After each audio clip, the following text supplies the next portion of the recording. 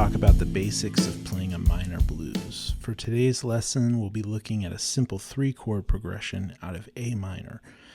Now, A minor is the relative minor key of C major, so all the notes of a C major scale are the same for A minor. And all the chords built out of that scale, the diatonic chords of C major, are the same for A minor. So those chords are C major 7, D minor 7, E minor 7, F major 7, G dominant 7, A minor 7, and B minor 7 flat 5.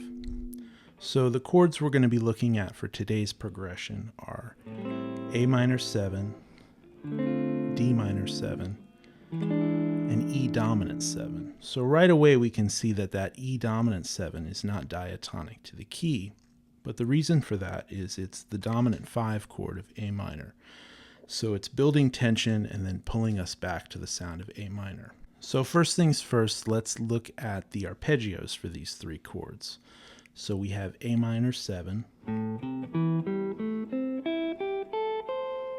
D minor 7, and E dominant 7. It's important when practicing arpeggios to practice playing through all 3 chords in one position at a time.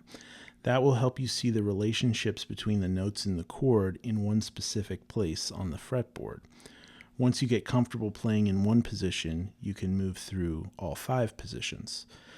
There will be a link in the description for this video that will have notation for all these arpeggio shapes in all 5 positions. Now let's talk about some of the scales we have. We have the A minor pentatonic scale, which honestly can sound great over the entire progression. Here I'll play an example of a solo using just the A minor pentatonic scale.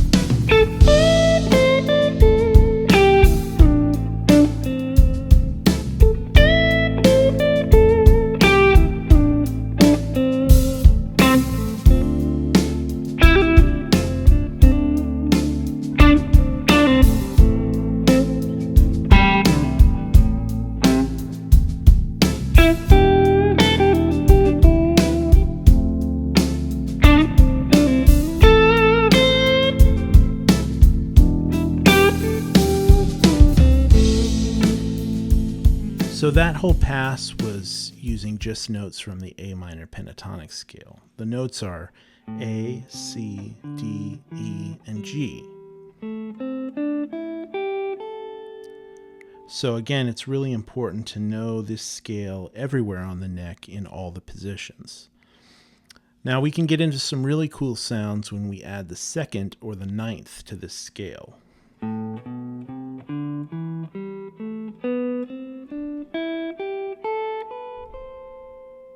We can then combine this together with the chord tones for D minor 7 and E dominant 7 found in those arpeggio shapes. In this next pass, I'll play a solo using the minor pentatonic scale with the added 9th and chord tones from the arpeggios for D minor 7 and E 7.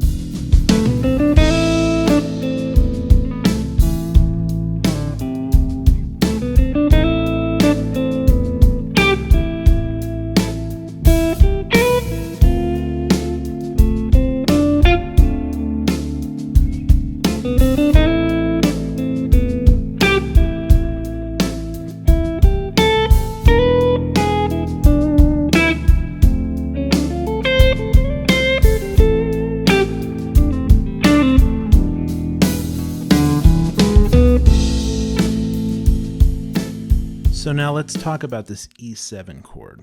As I said before, E7 is not diatonic to A minor. In a normal diatonic progression, you'd have an E minor 7. So all we've done is raised the 3rd from G to G sharp to make it a dominant 7th chord. Now the A harmonic minor scale fits perfectly in this situation. All the A harmonic minor scale is a natural minor scale with a G sharp instead of a G, so a raised 7th.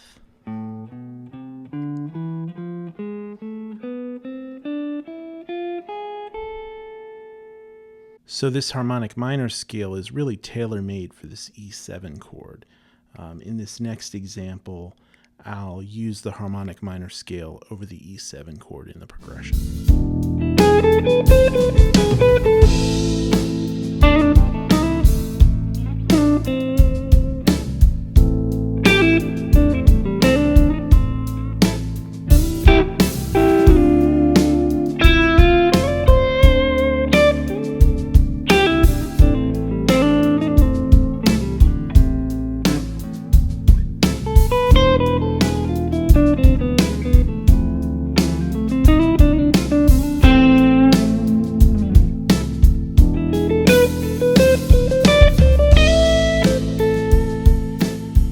One of the cool things about this harmonic minor scale is that it has a diminished seventh arpeggio inside of it.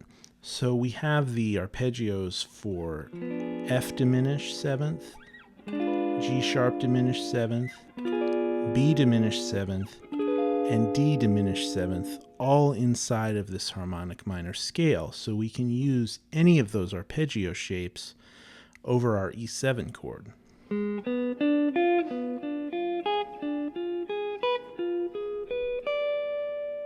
Now another place we can add a diminished seventh arpeggio is when we go from the A minor 7 chord to the D minor 7th chord. We can play a C sharp diminished, an E diminished, a G diminished, or a B flat diminished passing chord to get to that D minor 7 chord, which means we can also use any of those arpeggios in our lines to transition from A minor to D minor 7. In this final example, I'll add these diminished seventh arpeggios in with the other scales and arpeggios we've talked about so far.